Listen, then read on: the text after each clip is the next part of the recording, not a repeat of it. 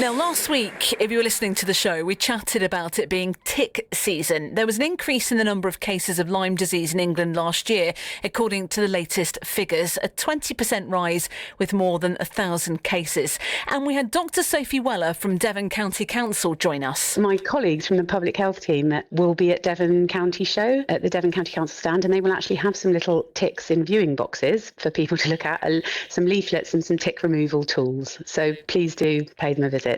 So I did. I went along and met some of her colleagues and I look at ticks for myself with Kirsty Hill, who is a public health specialist at the County Council. You have got ticks in the box, haven't you? We do have ticks in the box. We've got a number of ticks in the box. We've got some live ones and we've got some dead ones so that people can see what they actually look like. Because they feel a bit elusive. People don't necessarily know what they're looking for. So it's just nice to be able to show people and demystify that.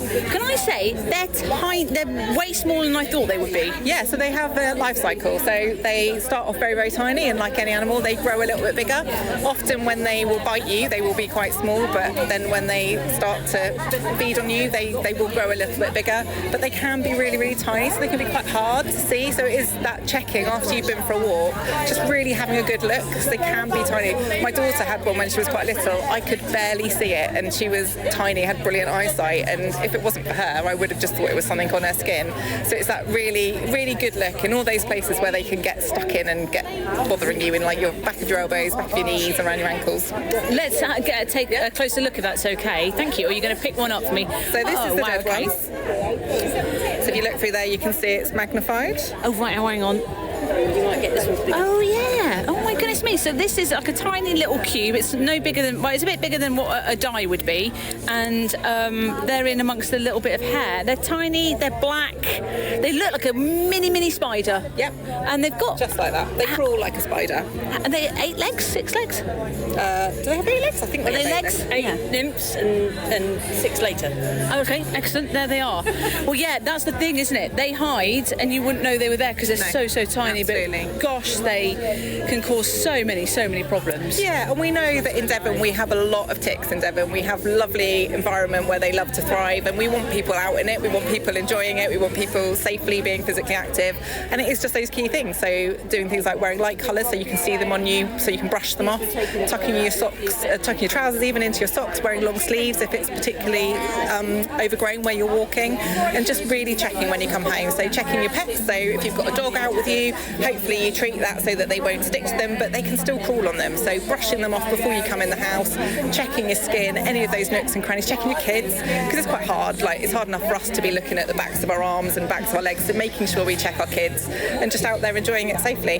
That's Kirsty Hill then from Devon County Council. One bite, as she was telling me, can totally change your life and lead to Lyme disease. I'm really pleased to say that Chris from East Devon joins us this morning. Chris, good morning to you. Good morning, Caroline. Thanks for having me. Oh, you are welcome. Tell us a little bit about your story, because this starts in the summer of, is it 2024, Chris? It did, yes. Going back to around July, August 2024, I started to feel a little unwell. Headaches, fever, muscle aches, a little bit of joint pain. Didn't really think too much of it. And then as we got into the autumn, I started getting a little bit restless with my sleep. The aches got more. I started to struggle a little bit with kind of getting up and down the stairs and feeling just very fatigued and very tired.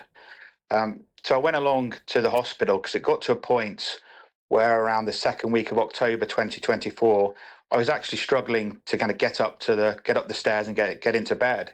My wife was kind of holding me as we're going for walks.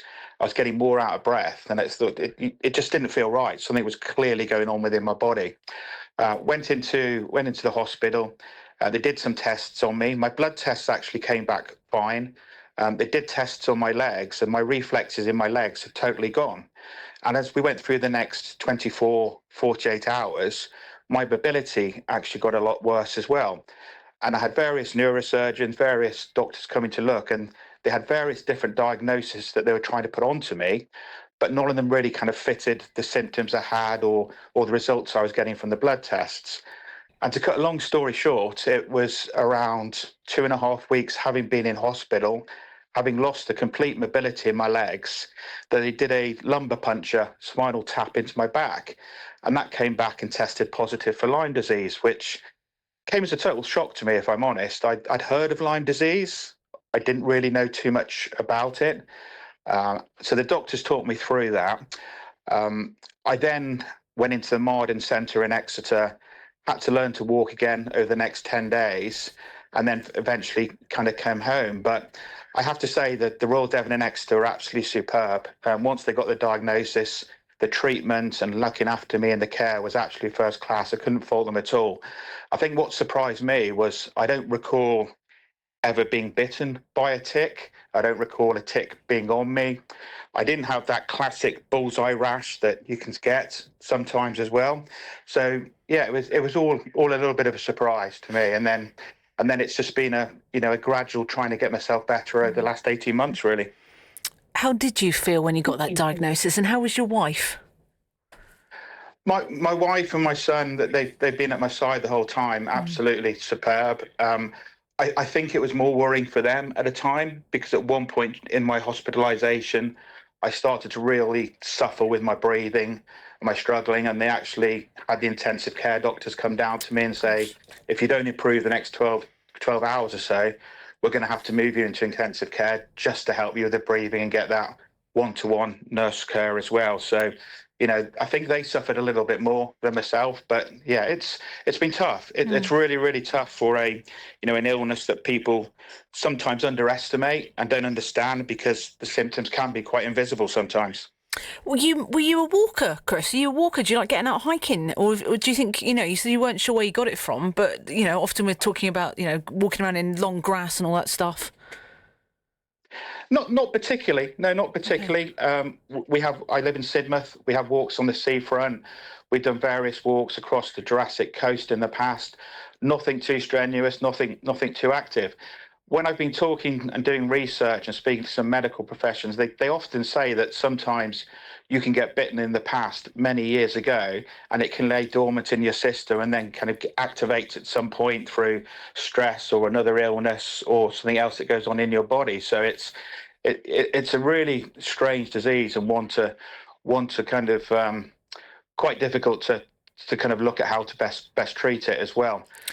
I think we also need to be kind of mindful that there are only at the moment kind of 1,000 to 2,000 cases a year that are recognised. So the chance of you being bitten by a tick is quite rare. So it's not to put people off going outside, enjoying themselves, enjoying the glorious weather we've had this weekend. And the chance of that tick having Lyme disease is even rarer. So not to get people to worry, but I think it's important that people do check themselves. They do wear long sleeves, they wear trousers in high risk areas, use insect repellent, and just do what they can to try and minimise that risk as well.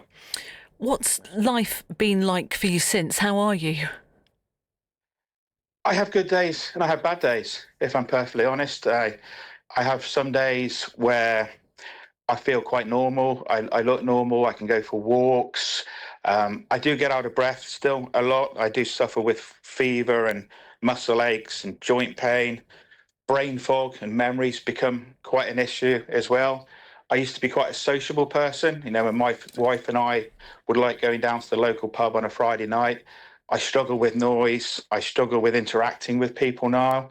I find it difficult to have conversations.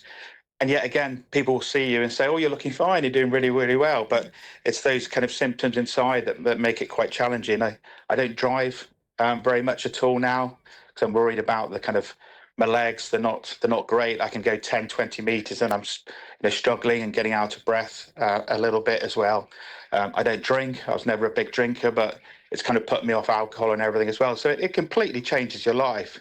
It's a really challenging and quite unknown disease, but you've got to be positive. You've got to look at the outcome. I've come through it all. I am mobile again, although with some challenges. There's a lot of people with a lot more serious illnesses out there who are struggling. So you've got to be thankful for what you have, what you've come through, the memories you can make, and how you can make the best life going forward. Are you still able to go and have an ice cream in the sunshine with your wife and son, Chris, today?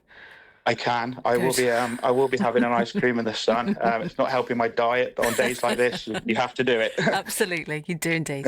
We wish you all the best. Thank you so much for sharing your time with us this morning and your story as well. Chris, have a lovely rest of your day. You're welcome, Caroline. Thank you very Cheers. much. No worries. Chris in East Devon there. Big thank you for his time this morning, and also to Kirsty Hill and the rest of the public health team at the County Council, who were just really lovely with me at the County Show last Thursday after the programme. I went and hunted them down and found them, and they gave me one of those like little tick things I got from them that you can take out on a walk and you can use if you've seen one on you. They just said, Caroline, I know you're a hiker, I know you like getting out and about, but don't forget, just tuck your trousers into your socks and wear long sleeves. It's noted, it's in my brain. Don't know much about